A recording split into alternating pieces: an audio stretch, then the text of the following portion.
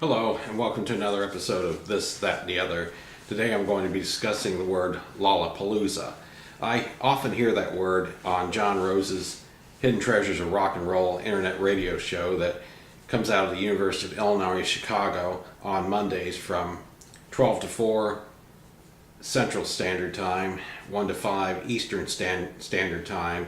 And I hear him mention Lollapalooza quite often, especially during the summer when it's getting closer to the performance. And they're having the performance this weekend from Friday through Sunday in Chicago.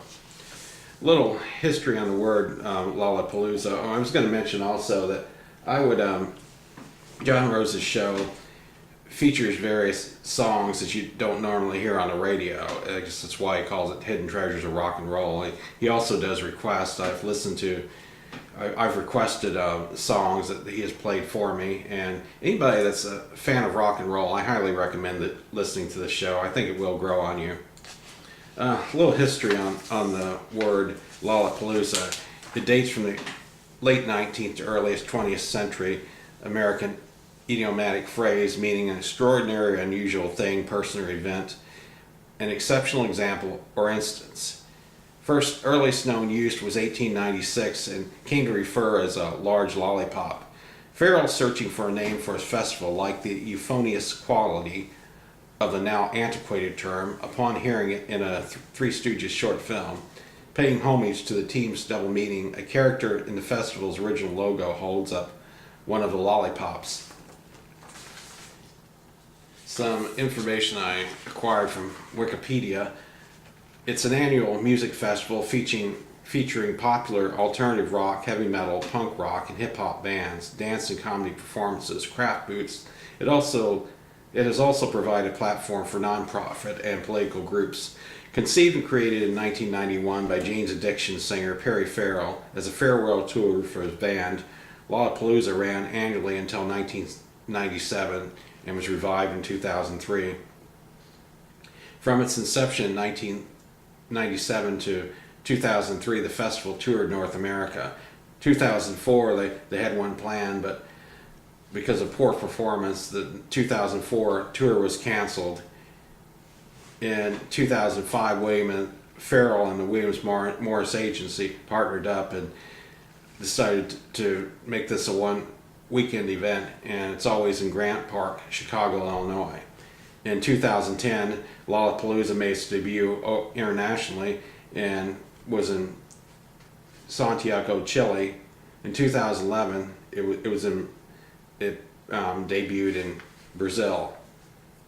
The music festival hosts more than 160,000 people over a 2 or 3 day period. And from what I understand, or I heard on the radio, they have, I believe, 8 sound stages and over 100 performers, if memory serves me right.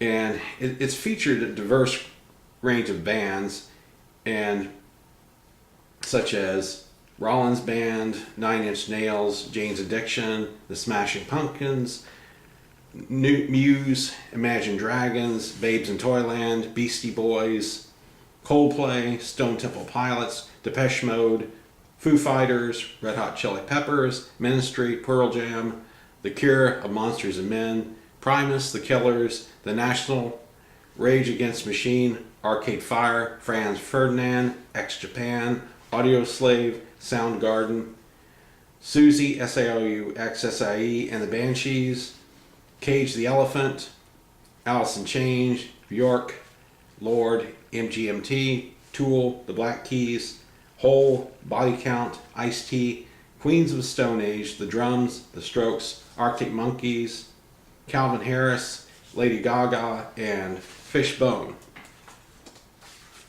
The inaugural 1999 lineup was made up of artists from various genres, drawing in headliners from post-punk such as Susie and the Banshees to rap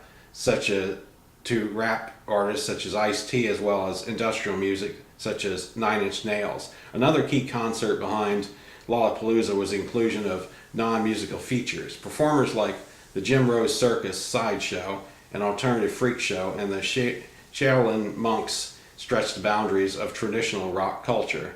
There was a tent for display of art pieces virtual reality games, and information tables for political and environmental nonprofit groups promoting counterculture and political awareness.